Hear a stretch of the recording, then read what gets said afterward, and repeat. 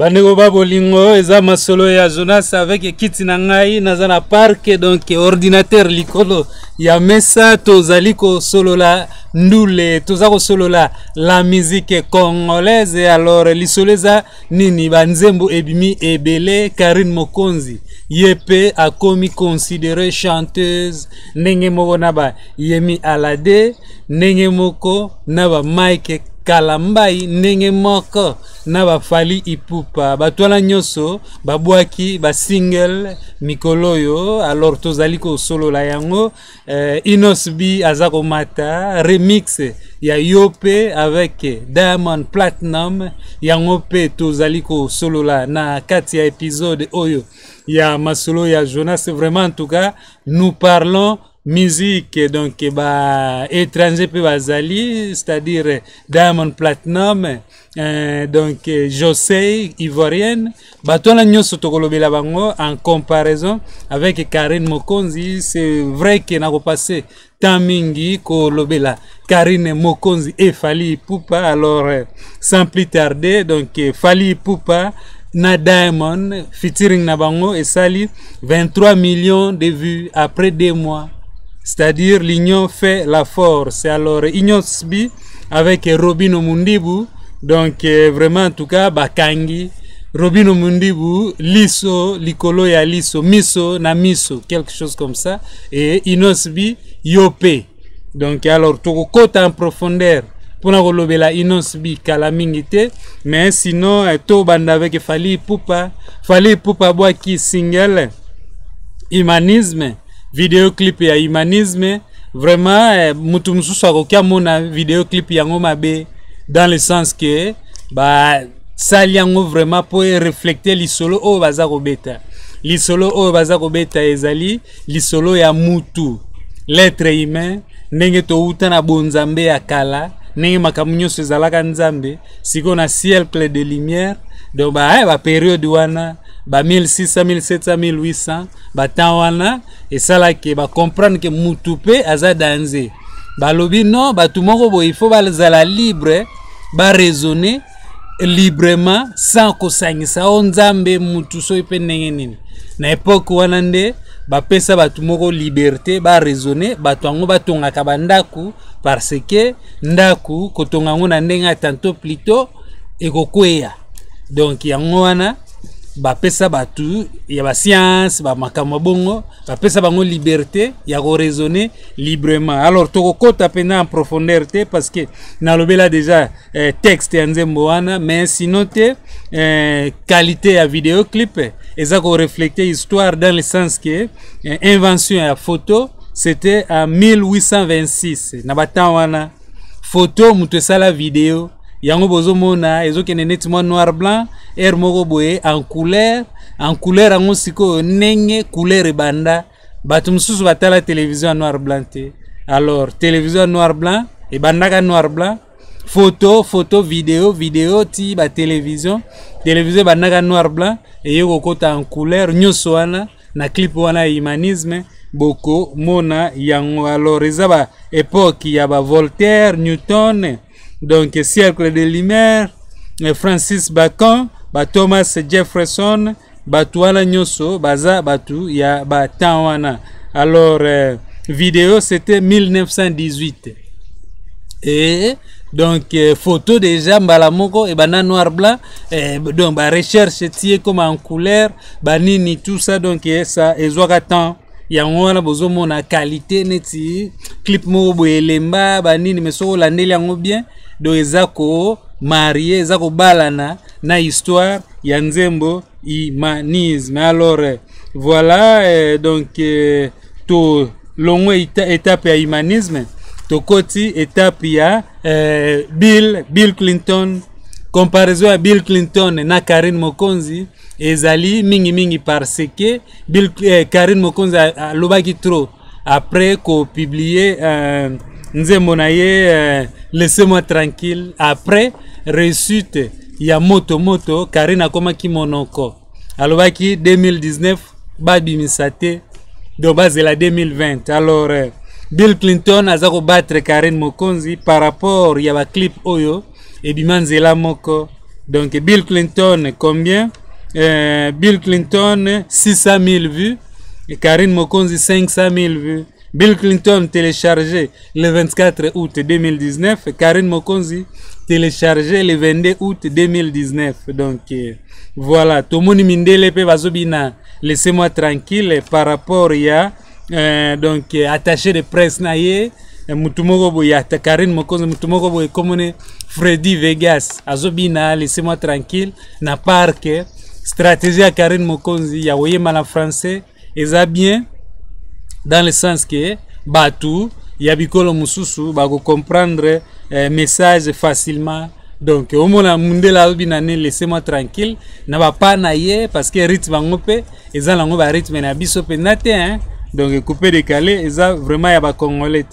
Voilà. Alors muto ya linga mona titre wana vidéo wana o mindele bazakobina laissez-moi tranquille titre nango ezali mon attaché de presse Freddy Vegas. Ça se trouve sur la chaîne YouTube ya Karine Mokonzi. Autre chose, hommage à DJ Arafat ezongi na chaîne YouTube ya Karine Mokonzi. Alors ezongi atiango avec titre remix. Mais Nathalie na moni nanga eloko a changé te, c'est-à-dire même clip wala kaka azongi sa la chaîne na ye. Ça va, mais Gozali sous 700 000 vues parce que bah tu as déjà le fait que bah tu belé peut copier bah checker na ba chaîne na bango tango Karine Mokonzi chaîne na ye moyen clip wana ezala kité bah nyoso wana sali ke promotion ya Karine Mokonzi donc bah tu sous Alexis déjà bah 100 000 vues na ba exemplaire na bango ya moto donc ils ont déjà na chaîne YouTube ya Karine Mokonzi erreur. Oh Karine Mokonzi salaki zalaki ya ko effacer vidéo tango bazo négocier avec Universel il fallait atika vidéo comme ça ceux qui va limisier ou bien ceux qui makamango sili et donc vidéo zongi et maintenir 700 000 vues wana mais bah PC peut-être autorisation à diffuser en bon c'est et comme vidéo mususu ezali susu version wana te ya 700 000 vues 700 000 vues à perdre, mais Azana nous jeunes, il y a Azamutaba stratégie, donc ce n'est pas la fin du monde. Voilà, signal Mususu Oyo Karine Mokonzi a balancé, ça sera vers le 6 novembre, peut-être avant, ce qui est inspiration, n'a pas au travail, n'a pas kozala, n'a pas bongisa, et donc Azo un peu plus fréquent à YouTube actuellement. Inosbi.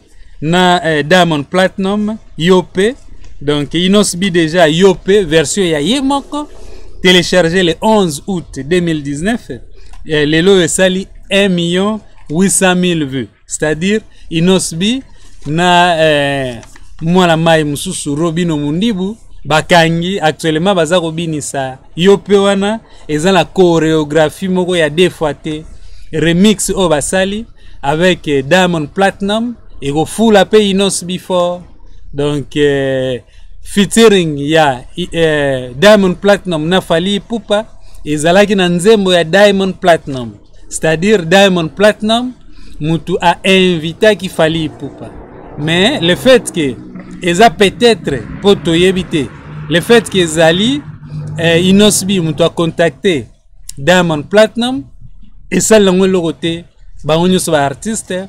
Donc muto okuto a invité yene muto za humble de ye muto alingi à comprendre donc que l'union fait la force donc featuring wala pe ko fula Inosbi na ningi ya défoité to yebite ba réserve nini ba stratégie nini gaz ma wite akozala nango pour le moment Inosbi azako binisa miso na miso Robino Mundibu pe ezali ko binisa voilà avantage ya Swahili pe eza yako ignoré.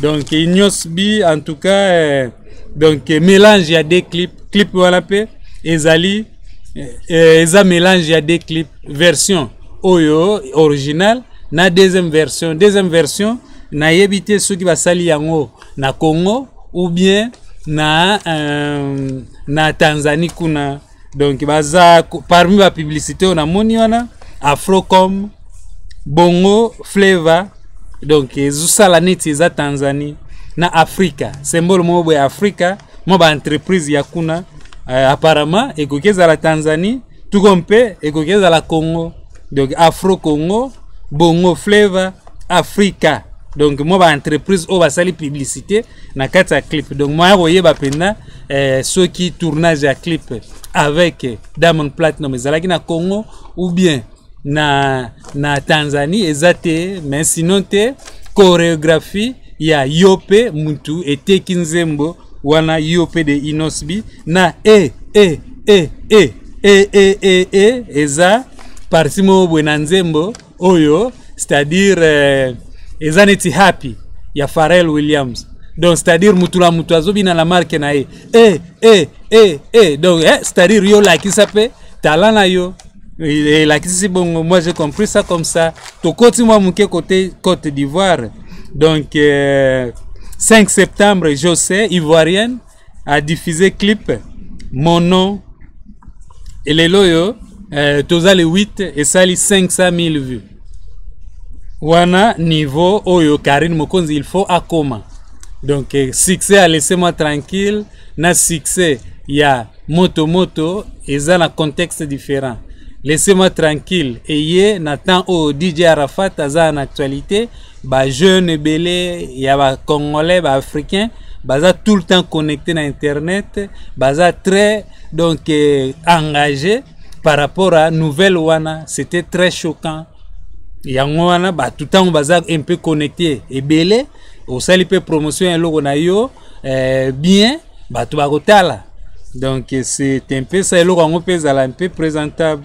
ba tu bakotala donc ça ko justifier succès ya laissez-moi tranquille et moto laissez-moi tranquille ne parle pas de DJ Arafat moto parlait de DJ Arafat mais ça ba logo oyo Karine Mokonzi a diffusé qui un peu na tamoko un peu donc ya kokangama alors donc 500 000 vues na 3e jour wana José qui est ivoirienne Karine Mokonzi congolaise alignée sur la musique world donc suraza na makambo ezo sepelisa batu congolais ocha epwa azomekana epe koloba français ba ivoirien wana pe ba kocha na bango epwa Karine Mokonzi akomi Karine Mokonzi ya batu nyoso on continue yemi alade donc succès na ye penda ya makasi c'était Johnny na Johnny aleki ça ba 100 millions de vues mais après 100 millions de vues wana akita na ba 29 millions ba 28 millions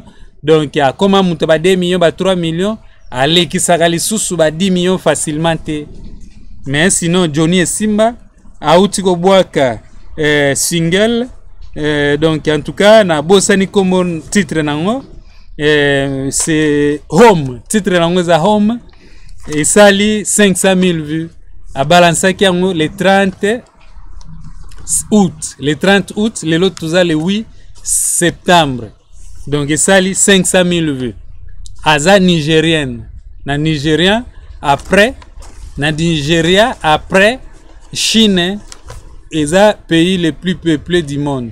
Hein, si je ne me trompe pas. Ce qui deuxième, troisième. Nigeria. Mais à Sali, 500 000 vues. Donc Karine Mokonzi, à Sali, après 3 jours, après ce qui une semaine, après ce qui presque 2 semaines, ça va déjà. Mais difficultés à maintenir le nombre de vues et maintenir à la world. Donc, le world de la Côte d'Ivoire. Voilà. On continue. Donc, Mike Kalambai, vraiment, c'est triste. Hein? C'est comme si, problème au Azoua avec Peniel, divorce, peut-être, va divorcer. Pour les Africains, ils peuvent divorcer. Bokabwani, vous continuez à vivre ensemble.